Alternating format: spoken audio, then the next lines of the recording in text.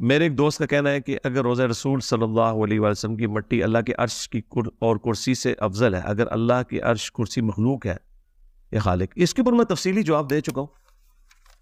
یہی تو 2 نمبری ہے ان کی مولویوں کی. انہوں نے یہ دعویٰ نہیں کیا کہ رسول اللہ اللہ کے عرش سے افضل ہے، یہ تو کہتے ہی نہیں ہے. یہ کہتے ہیں نبی الاسلام کی قبر کی مٹی. ادھر سے اختلاف شروع ہوتا ہے. نبی الاسلام تو اشرف المخلوقات ہے، اس میں کوئی دوسری رائے ہے، لیکن یہ کہتے ہیں نبی الاسلام کی قبر کی مٹی اللہ کے عرش سے افضل ہے. یہ غیر محسوس طریقے سے شیطان نے انہیں کسی چکر میں ڈالا ہوا ہے کہ رحمان اپنے عرش پر مستوی ہے جیسا کہ اس کی شان کے لائق ہے. ہم اس کی کوئی تمثیل بھی بیان نہیں کرتے. الرحمن علی العرش استوى، اور رسول اللہ اپنی قبر میں تشریف فرمائے. اب یہ کمپیریزن کرا رہے ہوتے ہیں کہ جہاں پر اللہ ہے نا وہ عرش اس کی شان کم ہے، اس مٹی سے کمپیئر کرے جہاں پہ رسول اللہ تشریف فرمائے. سمجھ رہے ہیں کتنی بڑی انہوں نے شیطنت کی ہے. یہ وہی ہے غیر محسوس طریقے سے جس طرح انبیاء کو بڑھا دیا اللہ سے. کرسچنز نے، جوز نے خدا کا بیٹا کہہ دیا، ان اللہ هو المسیح ابن مریم کہہ دیا کہ عیسیٰ ابن مریم ہی اللہ ہے. یہ اصل میں جو پیچھے ان کے شیطنت ہے نا وہ یہ ہے.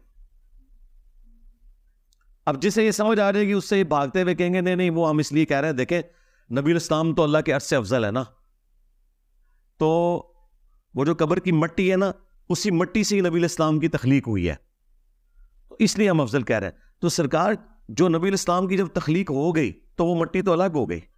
اب جو باقی بچ گئی ہے وہ نبی الاسلام کے جسم کا حصہ نہیں ہے وہ مٹی. اگر آپ اس کو حصہ مانیں گے پھر تو ابو بکر عمر رضی اللہ عنہما علیہ السلام کی قبریں بھی ساتھ ہیں. اور پھر مٹی کو تو چھوڑ دو، کیا کسی صحابی نے کہا کہ نبی الاسلام کی داڑھی کا بال اللہ کے عرش سے افضل ہے؟ ہائے ہائے ہائے کتنے گئے دماغ. اور وہ مٹی تو الگ ہے، داڑھی کا بال، سر کا بال تو حضور کے جسم کا حصہ ہے نا، حصہ کہ نہیں؟ کسی صحابی نے کہا ہے کہ میرے پاس یہ حضور کے وہ بال ہے جو اللہ کے عرش سے بھی افضل ہے. یہ ضرور کہا کہ نبی الاسلام کا بال مبارک ہونا دنیا اور دنیا کے اندر جو بھی کوئی چیز ہے اس دونوں سے بڑھ کر مجھے محبوب ہے. وہ ان جنرل یہ والی بات تو کی، ظاہر نبی الاسلام کی نسبت حاصل ہے. یہ اصل میں جو کمپیریزن کرا رہے ہیں کچھ اور ہے. باقی اگر یہ آپ بات کرتے ہیں وہ تو ایک مومن کی حرمت بھی کعبے سے زیادہ ہے. لیکن پریکٹیکلی یہ ہوتا ہے کہ کعبہ مومنین کی جان نہیں بچاتا، لیکن مومنین اپنی جانیں دے دیتے ہیں کعبے کی حفاظت کے لیے، حالانکہ حرمت اس کی زیادہ تھی. تو یہ اتنے ڈکوسلے کرنا چھوڑے. بزرگ لکھ کے مر گئے، یہ ابھی تک چاٹ رہے ہیں، ٹھیک ہے، اور ان کے پاس کوئی راستہ نہیں ہے بھاگنے کا، تو کبھی کوئی کرتا ہے. اور پھر میں نے تو ان کو پھکی دی تھی کہ مسلم شریف میں حدیث ہے نبی الاسلام کے جسم کے ساتھ تو کوئی مٹی لگی نہیں ہوئی ہے.